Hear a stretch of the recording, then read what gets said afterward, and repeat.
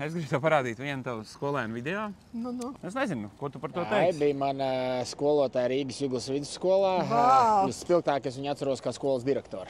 Kas ir tas svarīgākais par Aitu kā par cilvēku varētu pateikt? Man liekas, Aijai tā spējas apvienot cilvēkus.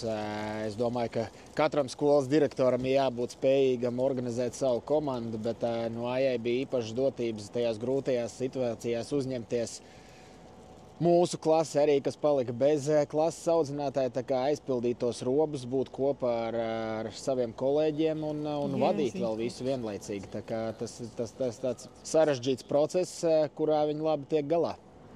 Vai Aija kā skolotāja un direktora bija stingra?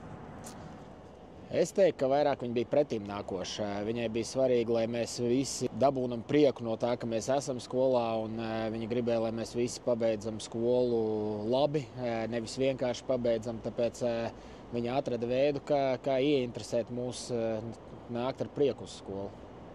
Vai ir kaut kas tāds, par ko jūs Aijai esat pateicīgs kā skolotāja vai direktora? Man personīgi īpaši paldies jāsaka, jo tajā laikā nebija pieejamas mācības tālmācībā, un es biju prom pārzemēm, un viņa kā skolas direktore nāca pretīm tieši man personīgi un iedeva iespēju mācīties, teiksim tā, attālināti, atbraucot jau mājās, tad es nācu un kārtoju visus parādus. Bez viņas palīdzības domāju, ka man nebūtu iespēja pabeigt vidusskolu. Ko jūs domājat par Aiju kā topošo politiķu vai Rīgas domas deputātu?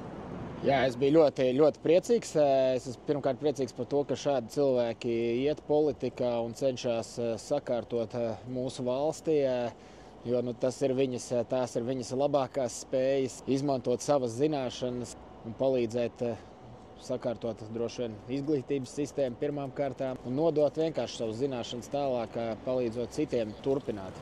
Kāds prieks. Tā, ir vēl kaut kas, ko es nepajautāju, ko noteikti par Aiju gribās pateikt?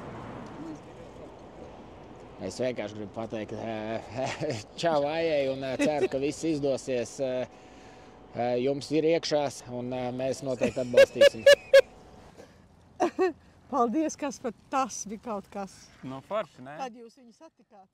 Pirms kādu brīdi.